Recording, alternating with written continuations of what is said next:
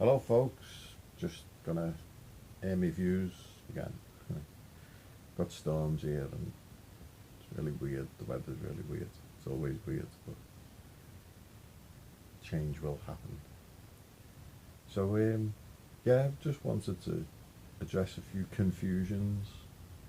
Like now that China's got, you know, this modernist Valhalla that we keep hearing about, Shenzhen, Beijing, Shanghai, having all these amazing cities.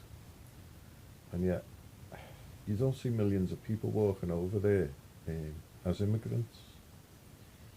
And when do, you know, a lot of the Chinese billionaires, for example, are seen leaving China?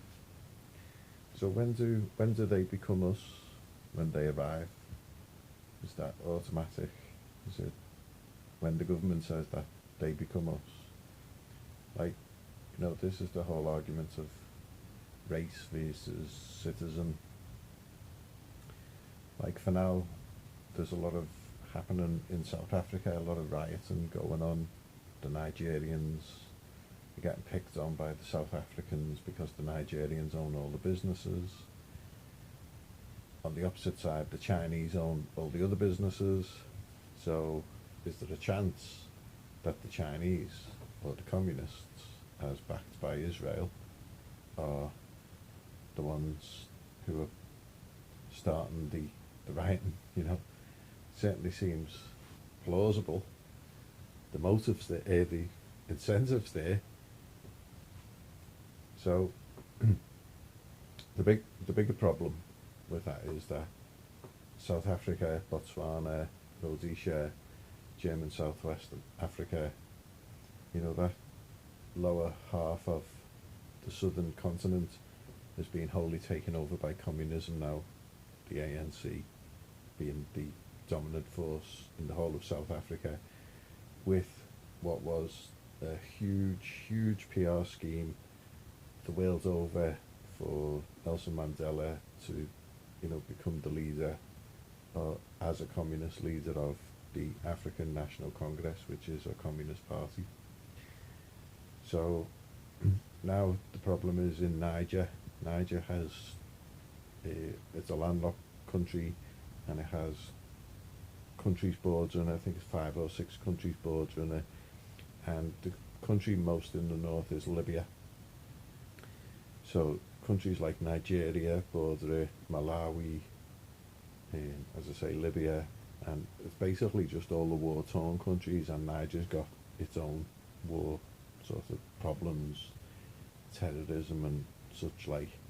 Obviously the UN won't go in, the US won't go in, there's no opium grown there, there's no cocaine grown there.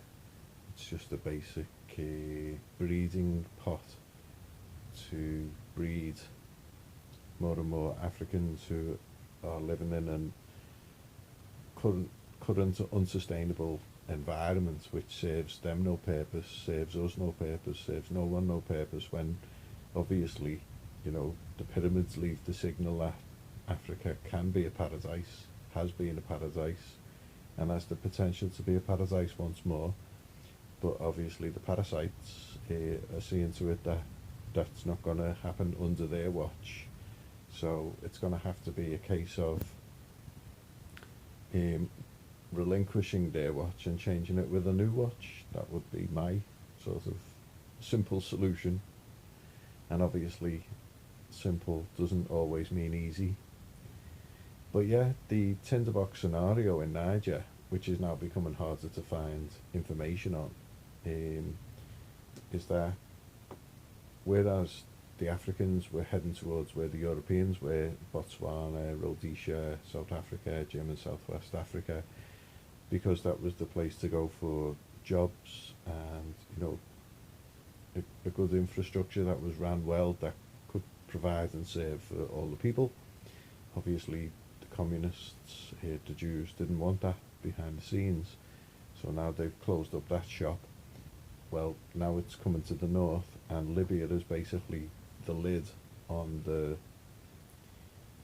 whole tinderbox, and once that goes off and all of those disputes are settled, there's going to be like ultimately two parties left to fight out what's going to happen, and the whole place is going to be decimated. Israel will see to that, with the arms deals and all the associated arms dealers, Lockheed Martin, Mark Thatcher, Prince Andrew, all of these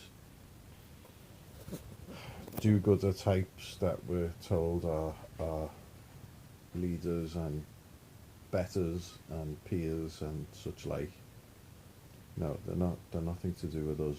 Just for the record, they are wholly individual and wholly in the back pocket of Israel, China, Russia. All of the governments are all working together, and Africa's at the brunt end. And I hope that all the Africans turn around and invade Israel, basically, and many of the Muslim governments as well, take them down and put the power back in the people's hands. Lebanon, Yemen, Syria, take down the governments. I hope the Africans are the ones who do that, because I'd love to see Africa have the accolade that, they were the ones who took down the Jews after the Jews have treated them so badly in Congo, South Africa, now Niger, all the surrounding countries, Kenya, Ethiopia. It's just like Somalia. It'd be great to see the Africans invade everywhere where there's a Jew, and just bring them in, put them in front of the court, and let the court decide on, how things are to be handled with the wrongs that those Jews have done. So, I guess that's about it. And you get my point. So, yeah, as usual, it's the Jews. Take care, everyone.